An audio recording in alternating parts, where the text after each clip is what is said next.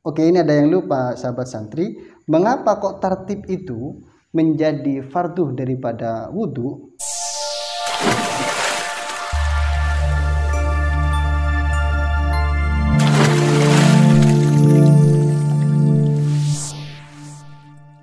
Assalamualaikum warahmatullahi wabarakatuh.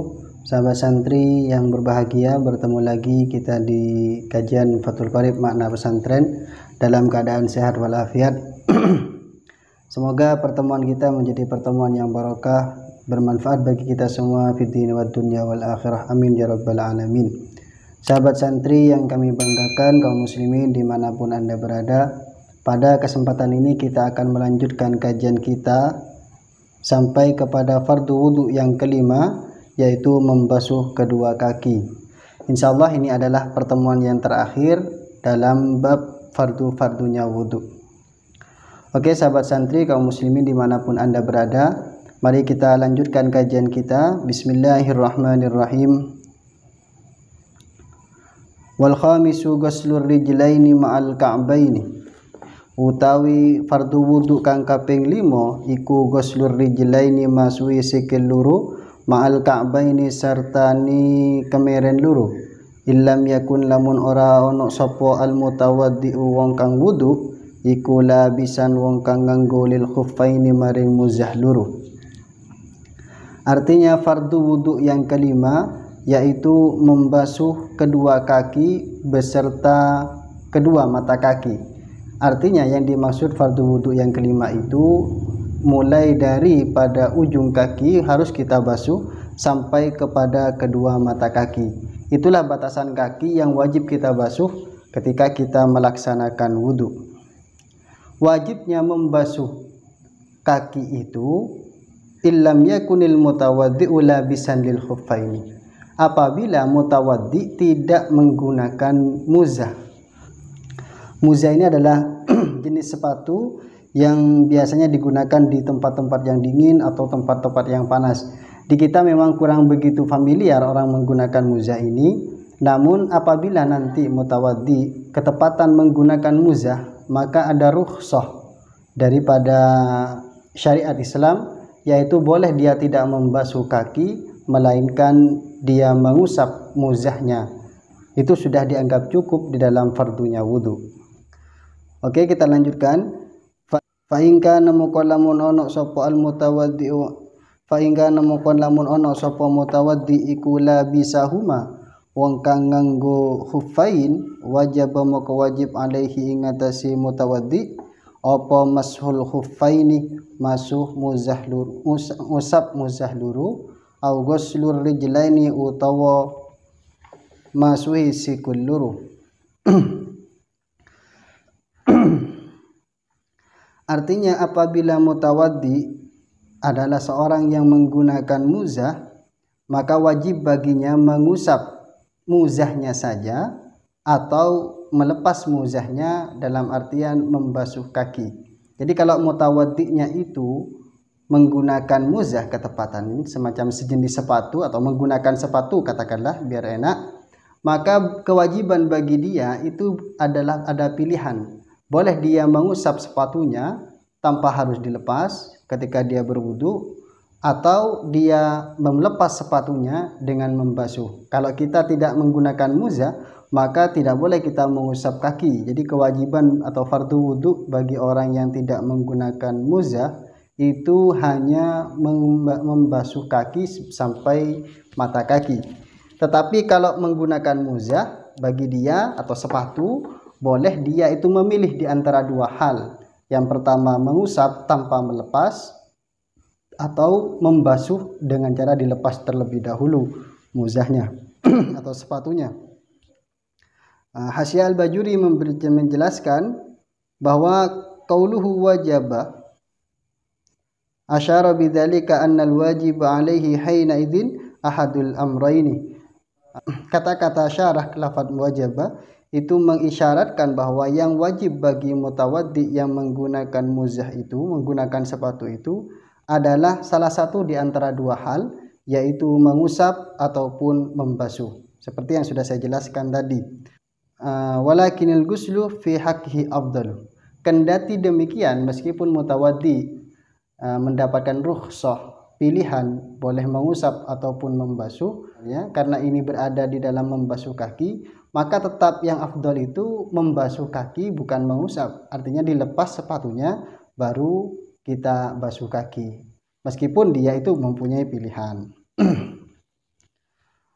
Wa bulan wajib apa gusluma masuhi perkara alaihima kang tetep ingatasi karuni rijlain min sya'rin saking rambut wasilatin lan uti-uti wa usbuin zaidatin dan driji kang tambah kama kaya keterangan sabaka kang wis disi apa ma fil yadaini ing dalam tangan loro.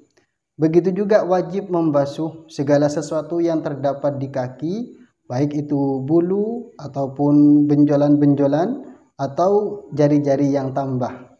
Misal ada mutawaddi punya jari 6, misalnya seperti itu, maka jari yang 6 itu meskipun kita tahu bahwa itu adalah jari tambahan, seperti halnya keterangan yang ada di masalah tangan. Baik, kita lanjutkan sahabat santri. Wasadisu utawi kang kaping 6 iku at-tartibu urut-urut fil wudu'i ing dalam wudu alama ingatasi perkara ay alal wajhi tegese ingatasi arah-arah alladzi dzakarnahu kang wis nutur kita hu ing alladzi fi addil furudi ing dalam wilangane pira-pira fardune wudu.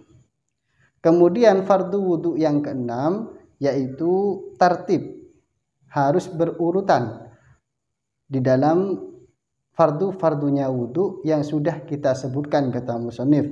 Jadi dimulai dari membasuh wajah, kemudian membasuh tangan, mengusap kepala, baru membasuh kaki. Itu harus diurut. Maka tidak sah apabila ada mutawaddi yang wudu dimulai dari tangan terlebih dahulu, kemudian membasuh wajah, kemudian membasuh kaki atau mengusap kepala. Itu tidak sah. Karena fardu wudu yang terakhir itu harus urut-urut, harus tertib. Hal ini menunjukkan bahwa di dalam fardu wudu kita tidak boleh memilih yang mana yang akan kita lakukan terlebih dahulu, melainkan harus urut-urut sesuai seperti apa yang sudah disampaikan oleh musannif. Nah, lantas bagaimana apabila mutawaddi tidak mengurutkan fardunya wudu? Contoh misal ada mutawaddi wudu membasuh tangan terlebih dahulu, kemudian membasuh wajah. Ketika mutawaddi itu niatnya bersamaan membasuh wajah, meskipun tidak tertib, misal mutawaddi membasuh tangan terlebih dahulu tanpa niat, kemudian mutawaddi membasuh wajah beserta niat, lah maka yang hilang hadasnya yaitu wajah saja. Setelah itu baru kita lanjutkan kepada tangan, kemudian kepala, kemudian kaki. Seperti itu. Falau nasiya tartiba lam yakfi. Falau nasiya mongko lamun lali sapa al mutawaddi at-tartiba ing urut-urut lam yakfi mongko ora cukupi apa nisyanut tertib. Apabila mutawaddi lupa bahwa dia tidak tertib, jadi lupa dia tidak tertib, membasuh tangan terlebih dahulu, kemudian membasuh wajah, maka lam yakfi, wudhu seperti itu tidak sah. Artinya harus diulang kembali wudhunya. Dimulai dari mana wudhu itu? Nah, kalau seperti yang saya katakan tadi, kalau niatnya pada saat dia membasuh wajah, itu maka langsung kepada tangan, membasuh tangan. Tetapi kalau niatnya pada saat dia membasuh tangan, maka dia harus memulai dari awal lagi. Karena tempatnya niat itu bukan pada saat kita membasuh tangan. Saya rasa ini sudah jelas.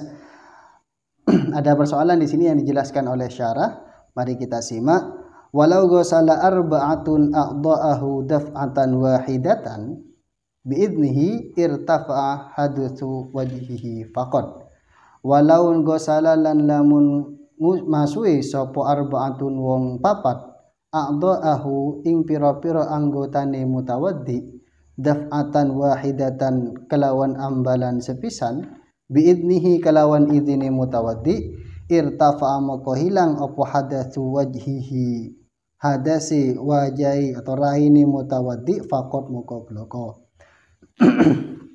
Artinya begini, apabila tadi kan sudah disampaikan oleh syarah oleh musannif bahwasanya wudu itu harus tertib di antara 4 anggota wudu yang sudah kita pelajari, mulai dari membasuh wajah, membasuh tangan, mengusap kepala, baru kaki. Nah, lantas bagaimana misalnya ada orang yang berwudu, keempat anggota itu dibasuh secara bersamaan. Makanya di sini gambarannya oleh syarah diberikan ibarat 4 orang. Apabila ada 4 orang membasuh secara bersamaan 4 anggota wudu mutawaddi, begitu, dengan seizinnya, maka irtafa'a hadatsu wajhihi faqat. Yang hilang itu hanya hadas wajahnya saja. Untuk yang keempat itu, untuk yang ketiga, tangan, kepala, dan juga kaki, itu tidak sah kalau itu dilakukan secara bersamaan. Kenapa kok tidak sah? Karena di antara fardunya wudhu yaitu tertib. Oke, ini ada yang lupa sahabat santri. Mengapa kok tertib itu menjadi fardu daripada wudhu? Karena Rasulullah Shallallahu Alaihi Wasallam tidak pernah berwudu kecuali berurut-urut di antara keempat anggota itu. Jadi tidak pernah Rasulullah itu, di dalam Hasyiah Al-Bajuri dijelaskan bahwa tidak pernah Rasulullah itu berwudu tidak urut. Artinya dimulai dari wajah terlebih dahulu. Tentu niat masuk dalam kategori wajah, gitu, sahabat santri, karena tempatnya niat memang pada saat memulai pekerjaan. Jadi jangan niat ditaruh di awal kemudian tidak bersamaan, begitu tidak. Tetapi niat itu harus bersamaan dengan awalu fi'lin. Nah, Nabi tidak pernah berwudu kecuali berurut-urut. Makanya di sini ulama memahami bahwasanya fardunya wudu itu juga termasuk tertib, atau tertib juga termasuk fardunya wudu. Nah, jadi seperti yang saya sampaikan tadi, apabila ada 4 orang membasuh keempat anggotanya mutawaddi secara bersamaan, maka yang hilang hanya hadas wajahnya saja. Itu kalau dilakukan hanya 1 kali. Tapi kalau dilakukan 4 kali, misalnya 4 kali basuhan, 4 orang misalnya membasuh 1 kali secara bersamaan, maka yang hilang itu wajahnya saja. Kemudian dilanjutkan 2 kali, maka yang hilang itu juga tangannya. Kalau sampai 4 kali, maka itu juga sah. Seperti itu sahabat santri yang kami hormati. Artinya kalau hanya 1 kali 4 basuhan, 1 kali 4 orang itu membasuh anggota wudhu secara bersamaan, maka yang hilang hanya hadas wajahnya saja. Untuk biidnihi itu di dalam Hasyiah Al-Bajuri dijelaskan bahwa izin dari mutawaddi membasuh keempat anggota itu bukan syarat, begitu. Tetapi yang menjadi perhitungan di sini adalah niat dari mutawaddi, bukan izin dari mutawaddi dibasuhkan oleh 4 orang kepada 4 anggota mutawaddi itu.